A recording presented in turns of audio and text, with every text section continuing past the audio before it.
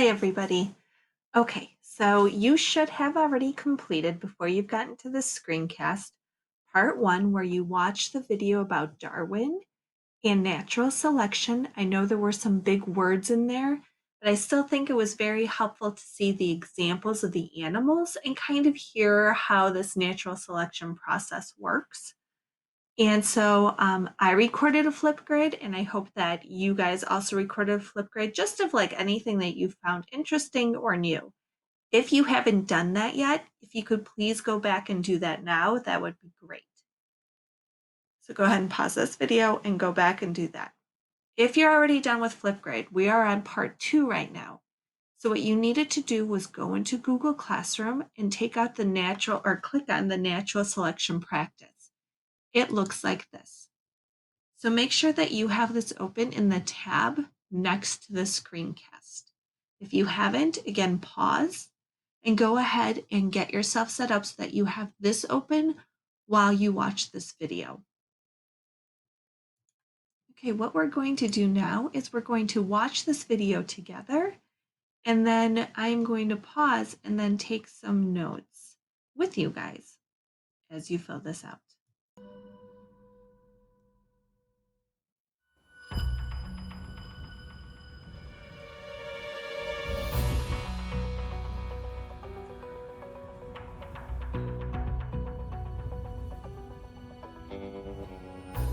Across the American Southwest, golden deserts dotted by cacti and brush stretch for miles.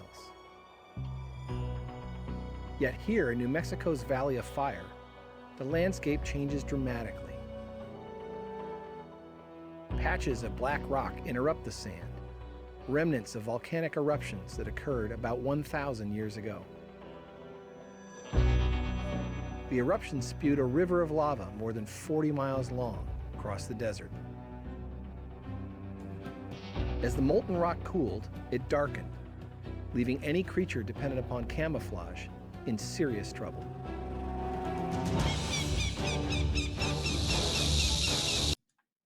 Okay, so I want us to pause there for a second and go ahead and look at the questions here. The first one is, what caused the land to become darker? Okay. So when we go back to here, okay, so go ahead and fill out what caused the land to become darker. You can also pause me at this point and take some time to type it. When you're ready, then we'll move on to the second question.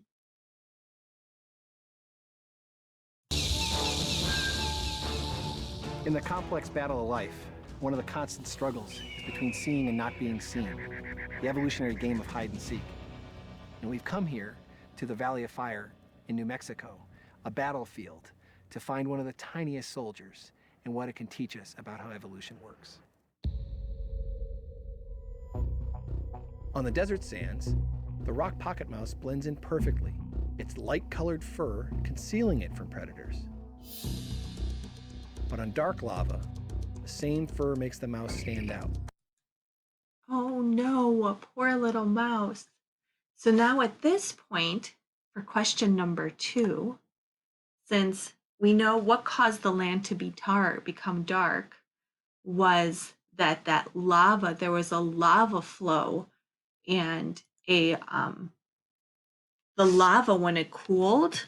So first of all, it's very uncommon for lava to flow through desert, but if there's a fault line, it's possible. So lava flow created a dark, let's say a dark top on the earth.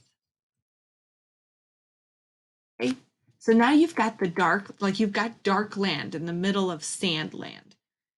Okay, now why was this dark land a problem for the mice that lived there? You can pause me at this point too and write something out.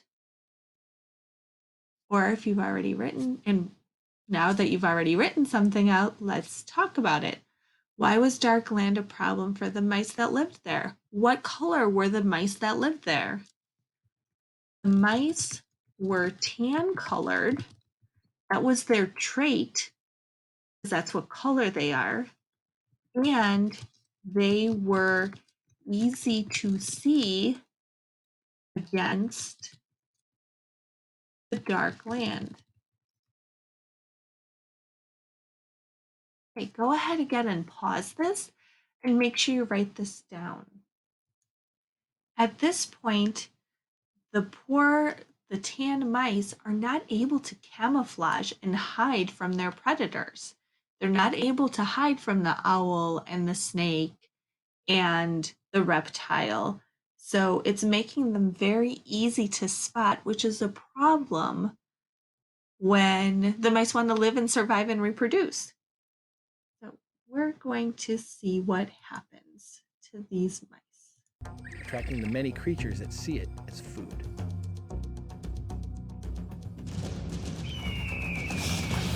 Oh, These mice don't are the look Snickers right bar now. of the desert. They're eaten by foxes and coyotes and rattlesnakes and certainly by owls and maybe even occasionally hawks. And most of those predators are visual predators. So what happened to the pocket mice that found themselves on this new terrain? So When I these accompanied guys are biologist Michael Nachman scientists onto the lava, who are doesn't take studying long to mice in find this out. land. And look what he finds. He catches them this one's and then he lets them go. Nachman has been collecting mice unharmed in traps. And it's a dark one. It is. Look at that. Now, are most of the ones you find up here dark? Almost all of them. Not only have the mice here evolved to be as dark as the rock, the color change has occurred precisely where it will conceal them from hunters. And a bit of a white underbelly, too. That's right. All of the dark ones here and on other lava. Okay, so we're going to pause here, flip back to the worksheet. Now that the dark land exists in the desert, what happened to the mouse fur? Go ahead and pause me and write out what your answer is.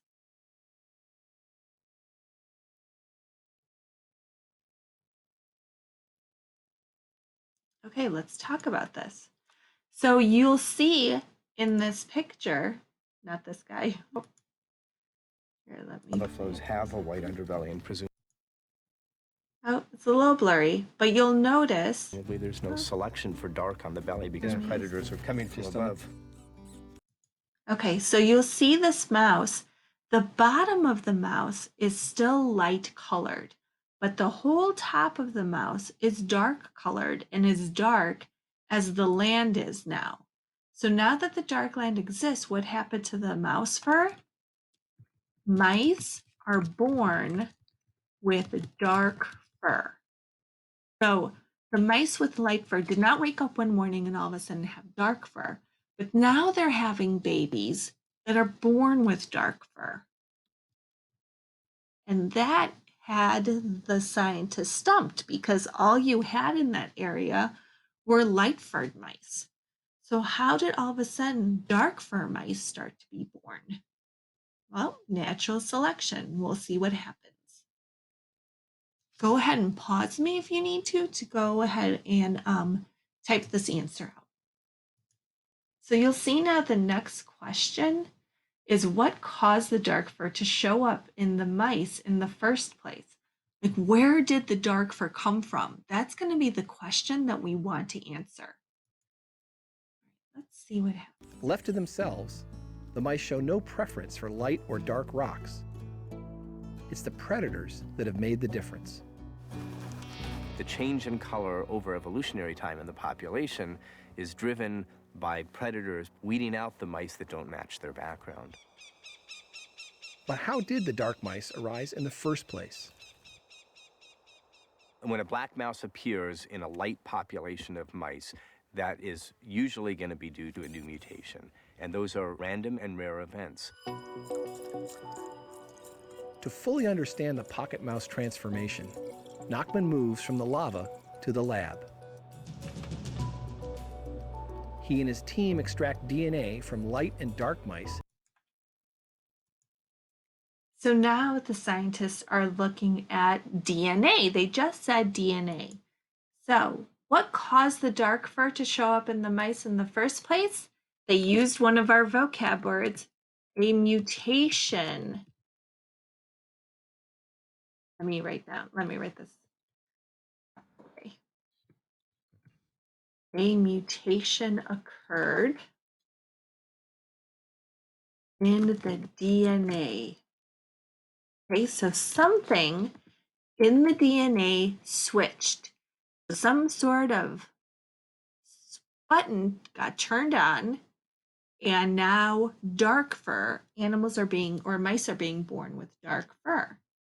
Let's watch a little bit more. We're going to be looking for this picture. Okay, in this video, we're going to look for this picture. So let's see if we can find it.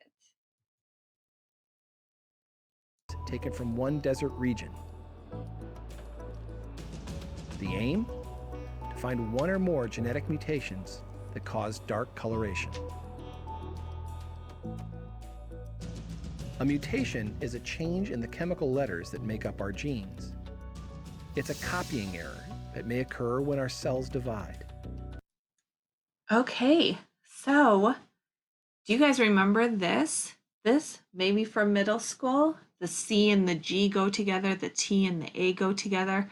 This whole molecule over here is a portion of your DNA. So this is DNA.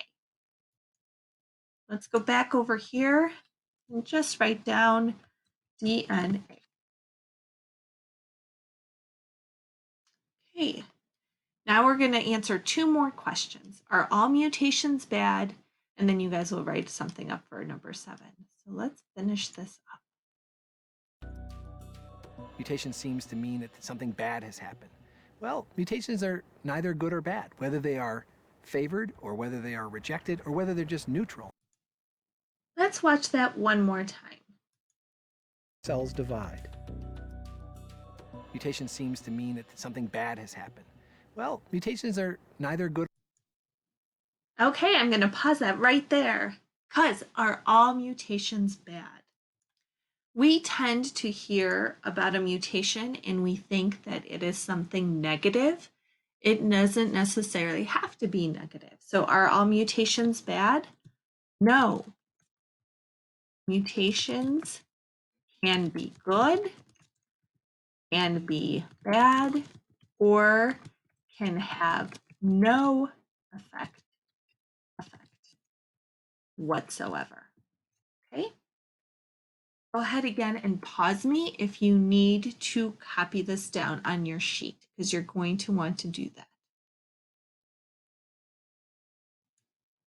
Okay, let's finish up this video. Good or bad, whether they are favored or whether they are rejected or whether they're just neutral, depends upon the conditions an organism finds itself. So for the pocket mouse, a mutation that caused the mouse to turn black, that is good if you're living on black rock, it's bad if you're living out in the sandy desert.